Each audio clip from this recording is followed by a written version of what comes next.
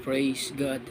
Magandang gabi po sa inyo mga kapatid at purihin ng Diyos. Welcome back po sa ating another episode of Bible Study. Ako po ang inyong kapatid, si Brother Sunny Tolentino ng United Pentecostal Church, Malabon. Praise God. Sa ating pong pag-aaral ngayong gabi, ay gusto ko po itong pamagatan na One God and One Lord. Ang ating pong key verse ay makikita po natin sa 1 Corinthians chapter 8 verse 5 to 6. Ang sabi diyan sa verse 5, "For though there be that are called gods, whether in heaven or in earth, as there be gods many and lords many, but to us there is but one God, the Father, of whom are all things, and we in Him, and one Lord Jesus Christ, by whom are all things, and we by Him."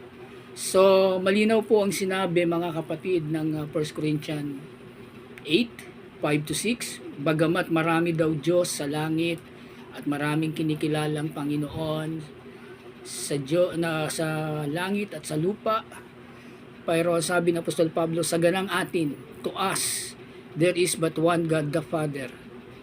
At sinabi diyan, there is but one Lord Jesus Christ.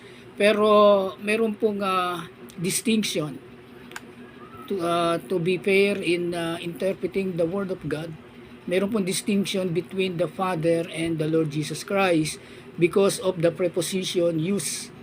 Dahil sa Father, mga kapatid, ang sinabi diyan, but one God the Father, at ang sumunod po ay of whom, yung preposition na of. Tayo ay mula sa Kanya. Pinapalitaw dito na yung preposition na of, it denotes the origin of the action or motion proceed. Samantalang sa ating Panginoong Hesukristo ay ginamit dyan ay one Lord Jesus Christ, by whom are all things, and we by Him. So, sa ating Panginoon, ginamit yung salitang by. Ang ibig sabihin ng preposition na by ay to denotes the instrumentality by which an action is performed. No?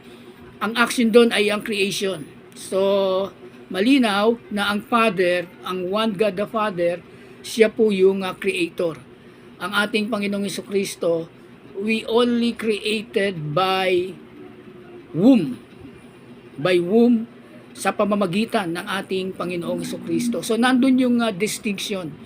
Pagka sinabi mo ding distinction, pagkakaiba, do binanggit na we have one God the Father, we have one Lord Jesus Christ, mayroon silang distinction. There is a possibility na sila ay separated or magkaiba. Bagamat mayroon lamang isang Diyos, ang Ama, mayroon lamang isang Panginoon, ang ating Panginoong Hesukristo, we cannot make mabilis na konklusyon na mayroon lamang isang Diyos o mayroon lamang isang Panginoon, no? Again, sa John 1:3, binanggit din yung preposition na by. Ang sabi diyan, all things were made by Him, ang ating Panginoong Hesukristo. So it seems na ang ating Panginoon ay hindi talaga siya yung rectang creator. So ang ating Panginoon ay something like an agency in creation. Kumbaga, nagawa ang mga bagay sa pamamagitan niya. Pero yung Ama, He is the direct creator of all things.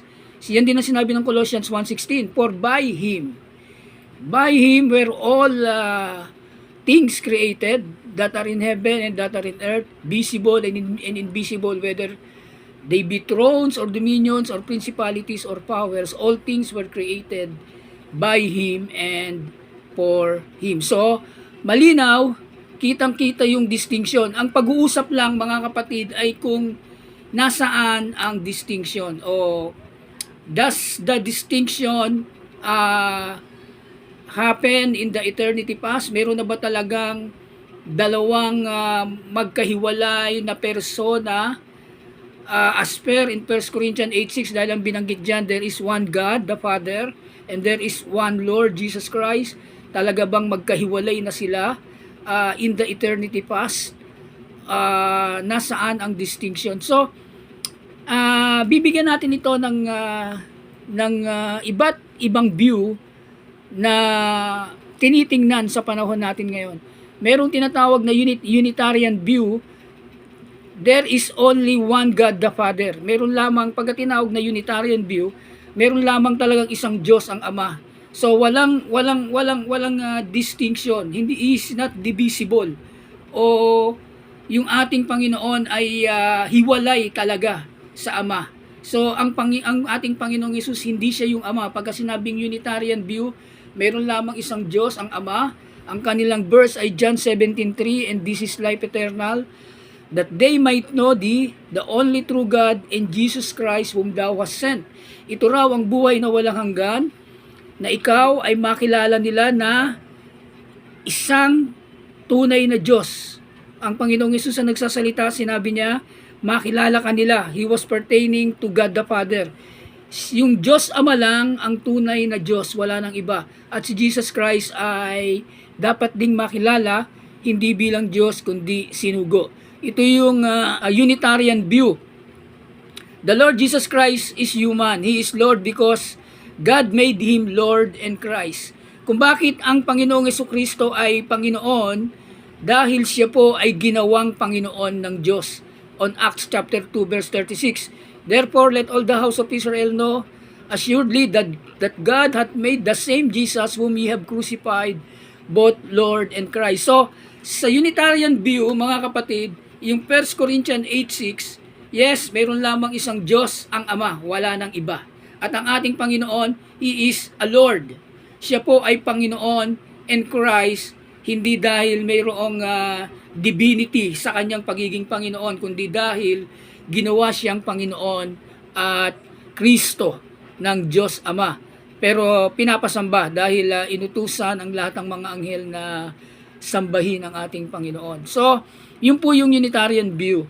Now, we go to another view, the Binitarian view. Ito naman po ay there is one God the Father and there is one Lord Jesus Christ. Meron po silang two separate person in the Godhead. Kaya yung kanilang view sa 1 Corinthians 8:6, there is but one God the Father. Pagka sinabi mong ilan ang Diyos, wala hong problema sa kanila na marami ang Diyos. Dahil dun sa verse 5, maraming Diyos. Pero ilan ang makapangyarihang Diyos? Isa lang ang makapangyarihang Diyos sa kanila, ang Ama. Tapos ilan ang lumikha? Ang lumikha po ay ang ating Panginoong Jesucristo. By Him, all things are created. Meron lamang isang makapangyarihang Diyos. Sa kanila, meron pong dalawang separate person in the Godhead, at ang Holy Spirit is the power of God. So, ang kanilang verse, Psalms 110 verse 1, the Lord said unto my Lord, sit thou at my right hand until I make thine enemies thy footstool. So sa kanila, mayroong view sa kanila na ang Diyos at ang ating Panginoong Jesucristo ay nakaupo sa kanan ng Diyos. Ito man ay kanang kapangyarihan or literal na kanang ng Diyos, meron silang dalawang Diyos. Isang Diyos Ama na nakaluklok sa trono at ang ating Panginoong Jesucristo ay nakaupo o nakatayo sa kanan ng Diyos. John 1:18, verse din po nila ito, no man hath seen God at any time. The only begotten Son which is in the bosom of the Father, He hath declared Him. Wala pong nakakita sa Diyos kailanman, maliban sa bugtong na anak. No? Yung bugtong na anak ay ipinanganak ng Diyos. Ito ay nasa sinapupunan ng Ama. So yun yung kanilang view. Ang Diyos po ay nanganak. No? Ang Diyos ay Espiritu. Siya po ay mayroong anak, ipinanganak niya ang anak. Kaya ang Diyos na Espiritu ay nanganak ng Espiritu. Yun yung kanilang verse, John 3:6. That which is born of the flesh is flesh, and that which is born of the Spirit is Spirit. So ang Diyos po sa kanila ay nanganak. Hebrew 1:5, for unto which of the angels said he at any time, Thou art my son, this day have I begotten thee, and again I will be to him a father, and he shall be to me a son. So sa kanila, meron pong dalawang Diyos. Maraming Diyos, isang Diyos na makapangyarihan sa lahat, pero maraming Diyos. Ang ating Panginoong Hesus ay tunay na Diyos, at ang Ama po ay tunay na Diyos. Yan po ang binitarian view. Now, ang isa naman pong view ay ang Trinitarian view. Ang distinction between the Father and the Lord Jesus Christ is in eternity past. On their view, there is an eternal sonship. Yung John 1:1, according to their belief, in the beginning was the Word, and the Word was with God, and the Word was God. Yung unang clause, nang pasimula siya ay salita. And then, on second clause, and the Word was with God.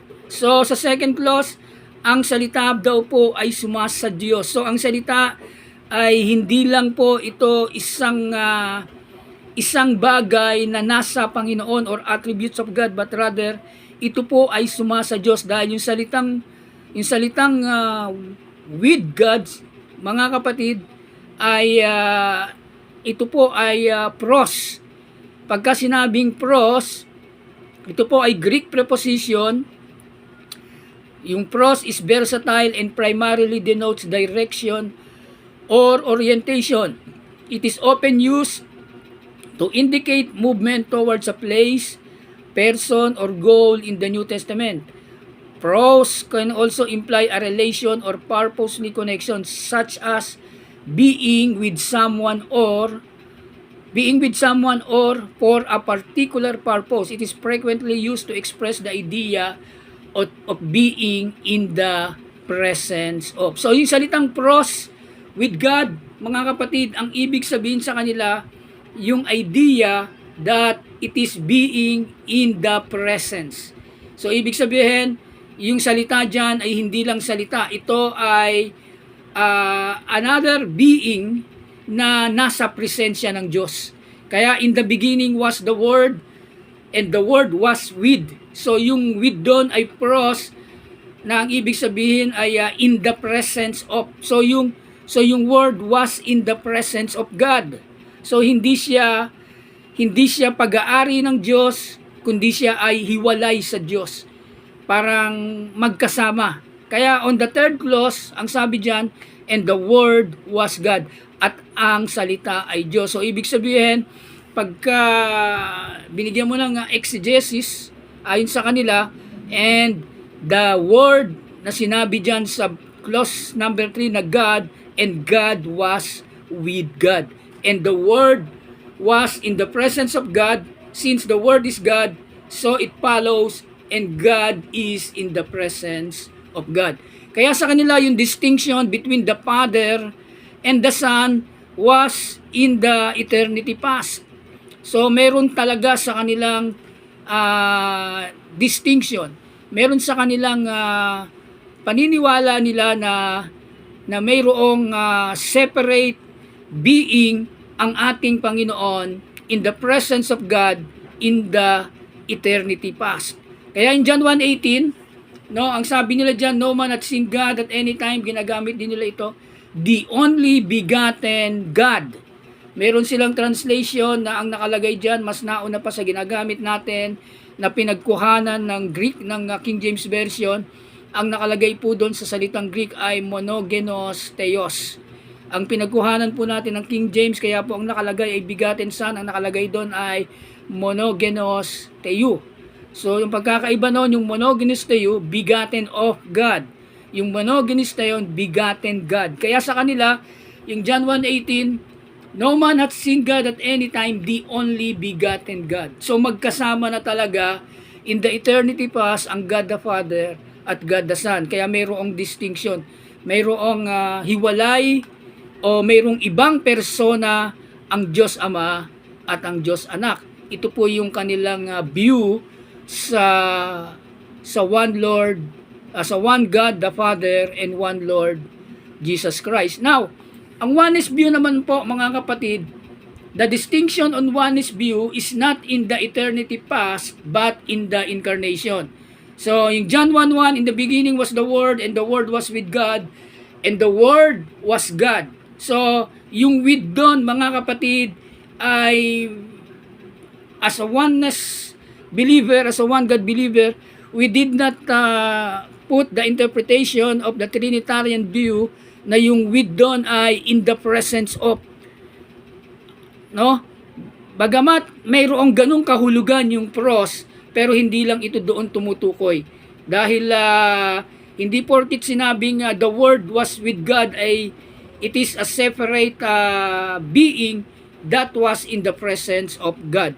Hindi po porkit sinabing pros, ayun na po ang kahulugan. If you're going to research, ang pros po ay versatile preposition, a Greek preposition. Ito po ay isang versatile, primarily denotes direction.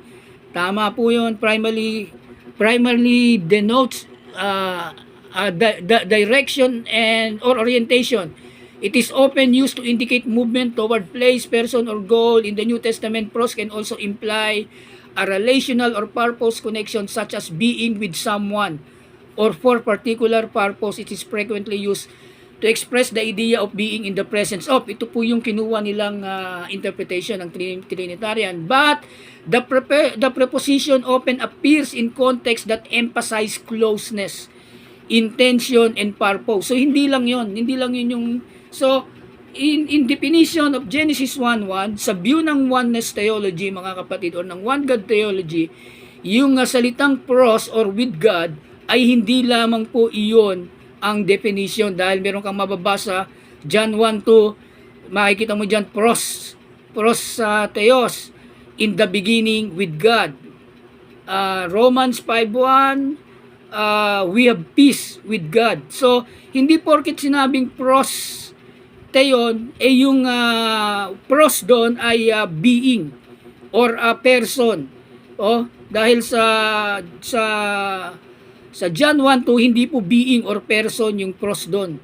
And then also in Romans 5:1. So, ang view ng oneness theology, nagkaroon ng distinction between the Father, between the one God the Father and one Lord Jesus Christ during the incarnation. In the beginning, sabi ron Genesis 1:1, in the beginning was the Word, and the Word was with God, and the Word was God. Yung word doon ay logos. No, hindi mo pwedeng ihiwalay yung logos o yung salita sa Diyos. Ang ibig sabihin ng logos, plan, kaisipan, salita, no? Kaya kung makikita mo sa Genesis, mga kapatid, maraming sinabi ron, God said, let there be light. Yun yung kasama ng Diyos, mga kapatid. Yung plano, yung kaisipan, yung salita. Kaya sa verse 14, and the Word and the Logos was made flesh and dwelt among us, and we beheld His glory, the glory as of the only begotten of the Father, full of grace and truth. So, yung Logos po ay nagsakatawang tao. Mga kapatid, the plan or yung salita na Diyos, sabi ng John 1:1, nagsakatawang tao. Nandun yung distinction sa pagsasakatawang tao ng Diyos, mga kapatid, no?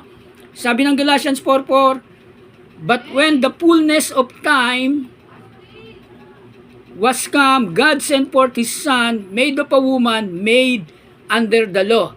Hebrew 1:5, for unto which of the angel said he at any time, thou art my son, this day have I begotten thee, and again I will be to him a father, and he shall be to me a son. So, doon sa Hebrew 1:5 at sa Galatians 4:4, mga kapatid, ang sabi dyan, nung dumating ang tamang panahon, sinugo ng Diyos ang kanyang anak, ipinanganak ng isang babae ayon sa kautusan. So, yung distinction nandirito, mga kapatid, yung Son, our Lord Jesus Christ, mga kapatid, siya po ay isinugo, siya po ay ipinanganak under the time. Kaya sabi ng Hebrew 1:5, for unto which of the angels said he at any time, thou art my son, this day have I begotten thee. Ang sabi diyan, this day have I begotten thee, mga kapatid. Ang sabi diyan, ngayon ipinanganak kita. So, yung distinction happen in the element of time. Hindi po nangyari yung distinction o yung pagkaiba ng God the Father sa ating Panginoong Jesucristo doon sa eternity past. Ang view po ng oneness theology, nangyari yung sonship, yung distinction in time element, sakop ng panahon. Dahil ang sabi diyan, ngayon ipinanganak kita. No? Yung sonship not happen in the eternity past. So, the view of the oneness theology, mga kapatid, the one Lord God, which is God the Father, siya po mismo yung sa katawang tao. Amen. So, ito po yung sinabi kung bakit ang distinction is the reincarnation. Sabi mismo ng ating Panginoon sa John 8:24, I said therefore unto you that ye shall die in your sins, for if ye believe not that I am He, ye shall die in your sins. So rito sa John 8:24, ang sabi ng Panginoon, malibang maniwala kayo sa akin na ako nga ay mamamatay kayo sa inyong mga kasalanan. So rito, sinasabi ng Panginoon yung kanyang eternity past, kung sino siya. Nung hindi pa siya nagsasakatawang tao, ang sabi niya, I said therefore unto you, ye shall die in your sins, for if ye believe not that I am He. And then on John 8:56, 58, ang sabi diyan, your father Abraham rejoiced to see my day, and he saw it and was glad. Then said the Jews unto him, thou art not yet 50 years old, hast thou seen Abraham? Jesus said unto them, verily, verily, I say unto you, before Abraham was, I am. Yung I am dyan ay ego eimi, kung di ako nagkakamali sa Hebrew. So, ang sabi diyan ng ating Panginoong Jesucristo, bago pa man si Abraham, ako nga. At ang sabi ng Panginoong Jesucristo, bago mamamatay kayo sa inyong mga kasalanan, malibang maniwala kayo sa akin na ako nga. Ito yung ako nga na ginamit ng Panginoong Diyos sa Exodus 3:13 hanggang 15.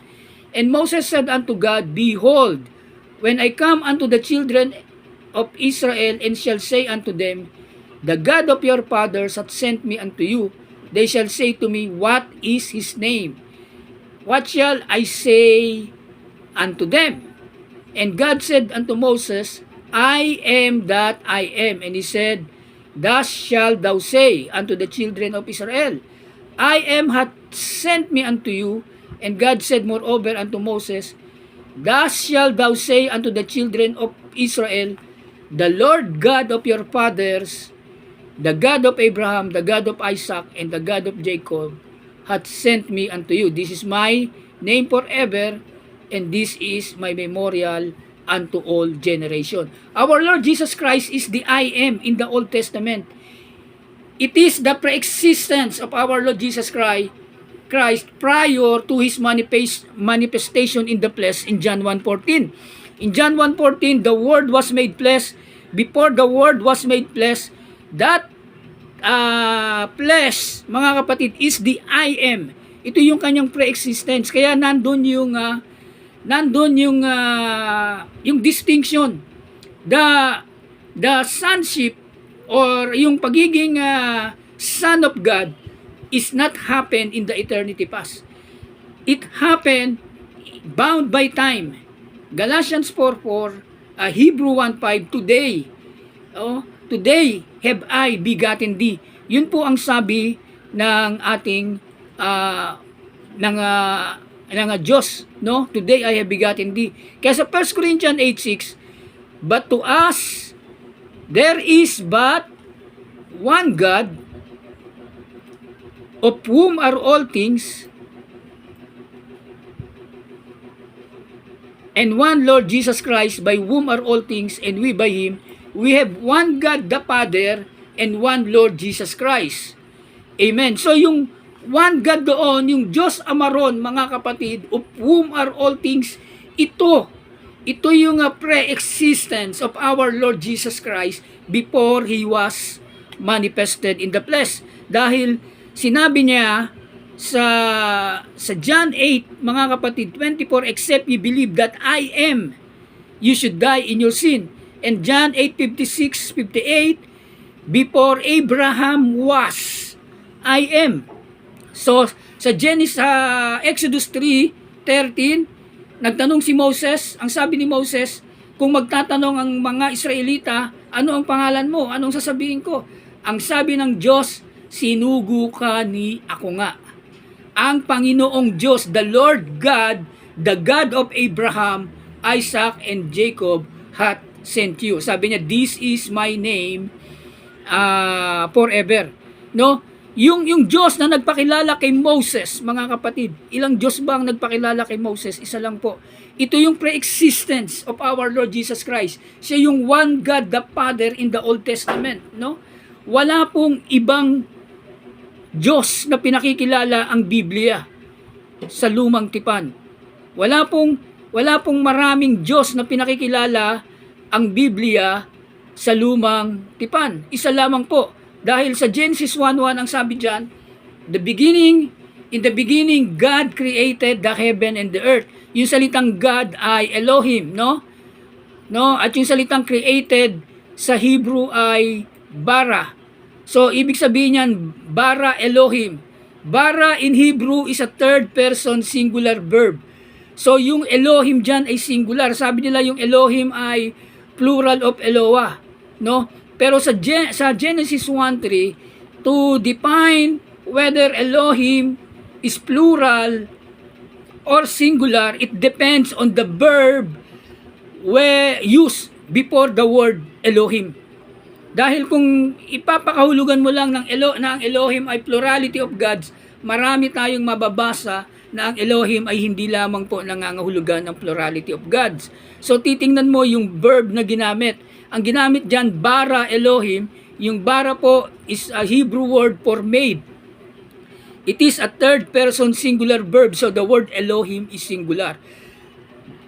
Ibig sabihin niyang bara Elohim or God made, yung Elohim dyan ay singular. Genesis 1:2, and God said, yung salitang God said, ginamit din ito sa Genesis 1:3, and God said, yung God said dyan ay ginamit din po sa verse 6, verse 9, verse 11, verse 14, verse 20, verse 24, at hanggang verse 26. So, 7 beses ginamit yung salitang God said. Yung salitang said, sa Hebrew, ito po ay yomer. Kaya yung Genesis 1:3, and God said, let there be light, and there was light. So, yung salitang said sa Hebrew ay yomer. Yung yomer po, again, it is a third person singular verb. Kaya yung Elohim dyan ay singular.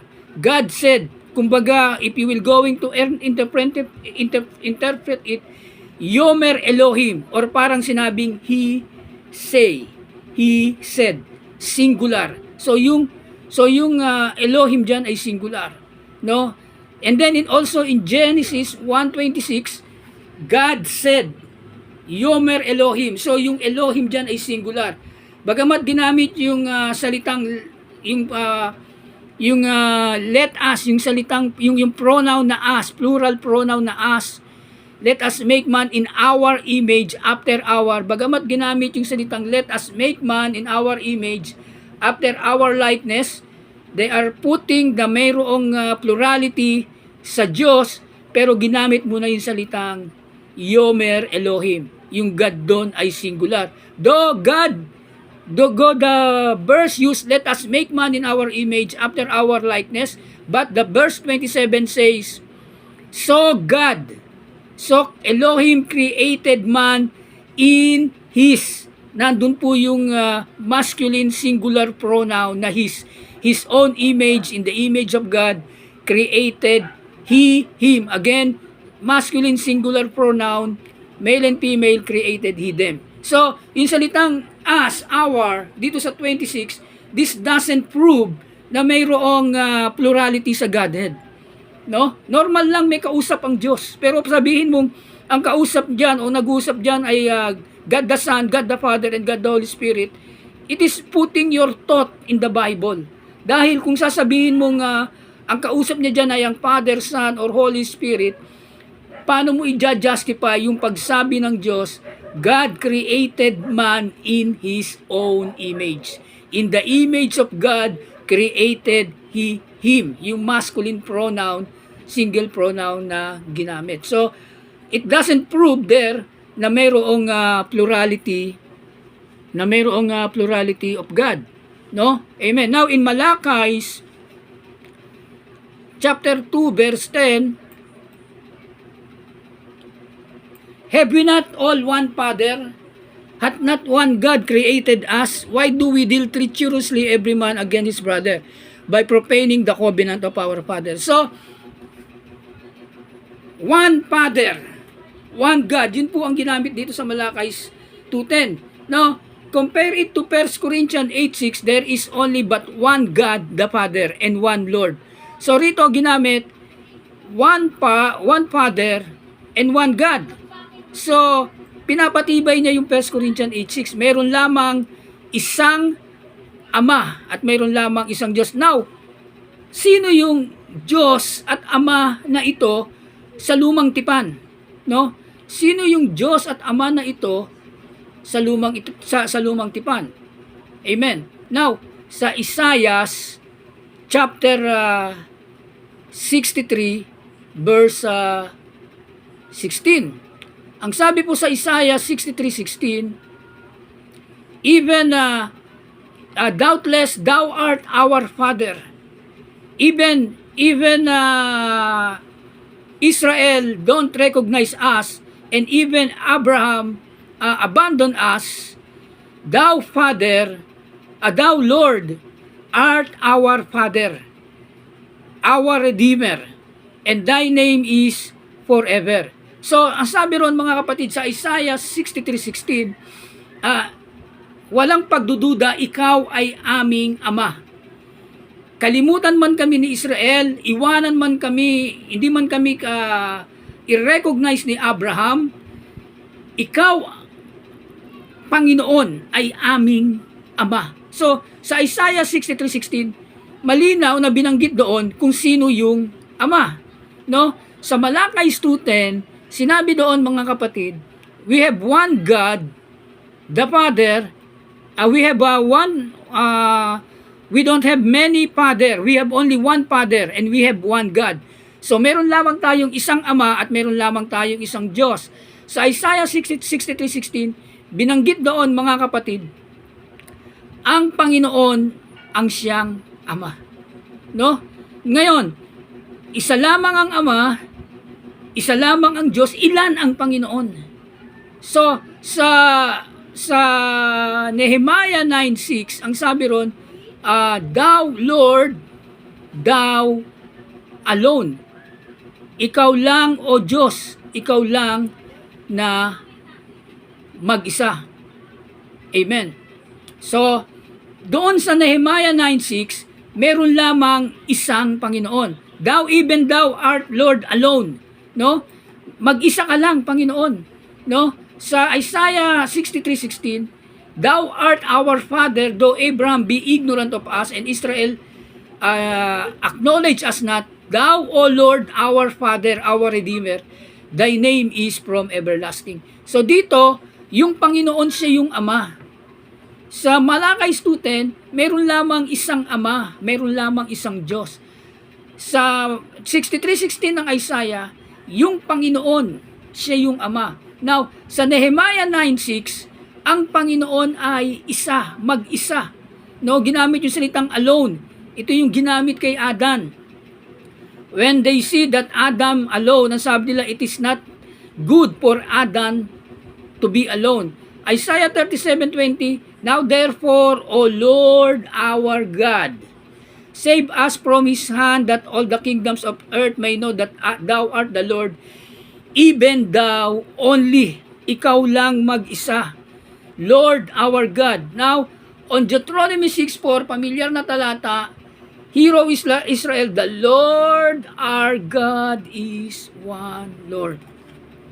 So sa lumang tipan, yung Diyos, yung Ama, yung Panginoon, isa lang.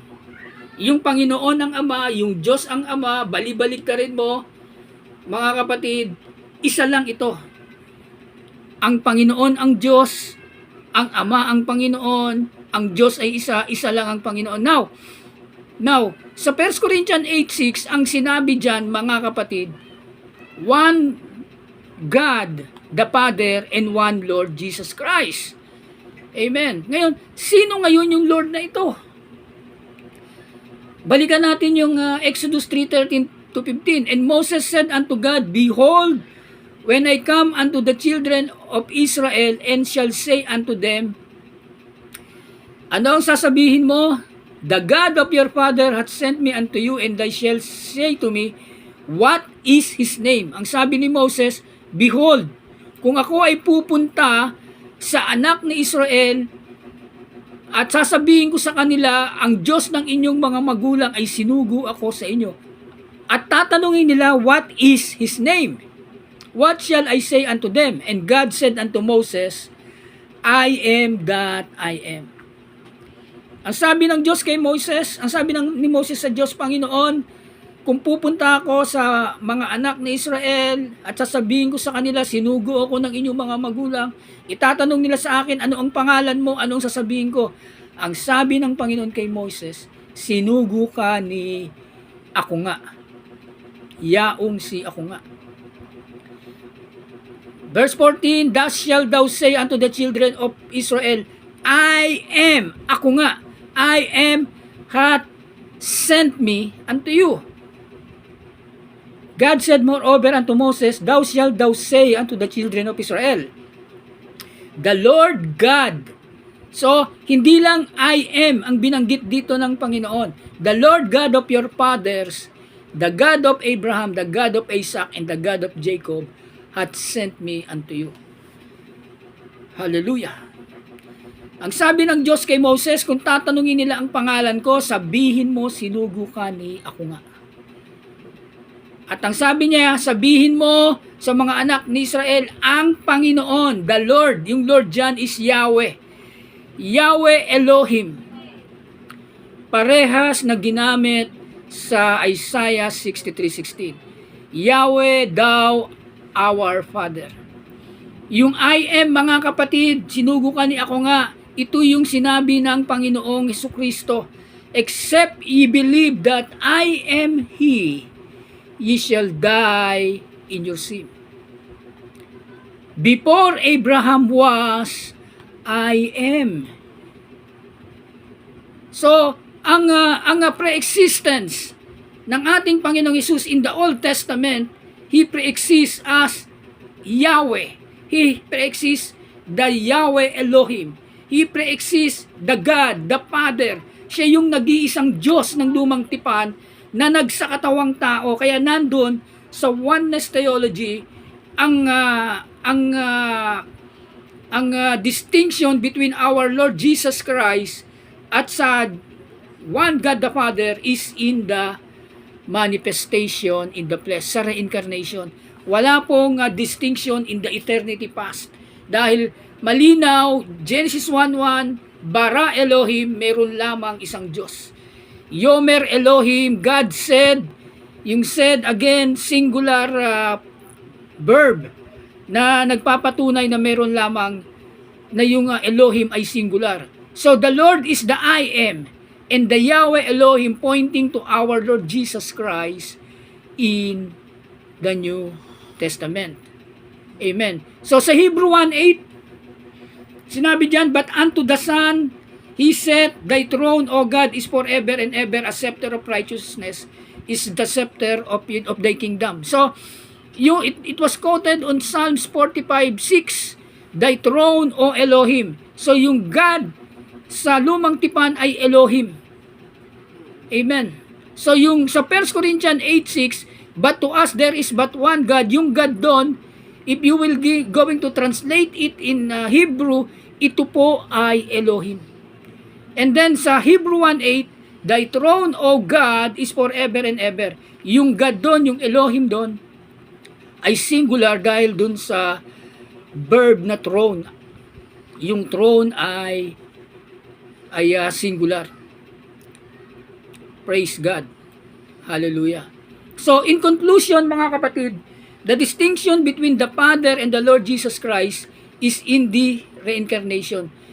The sonship is not happen in the eternity past, but under the time element. Hebrews 1:5 today have I begotten thee. Galatians 4:4, when the fullness of time came, mga kapatid, God sent forth His Son, born of a woman, born under the law. So, malinaw mga kapatid, na ang one God, ang Elohim, ang Yahweh, ang God, ang Father sa lumang tipan, ito po ang pre-existence ng ating Panginoon sa lumang tipan.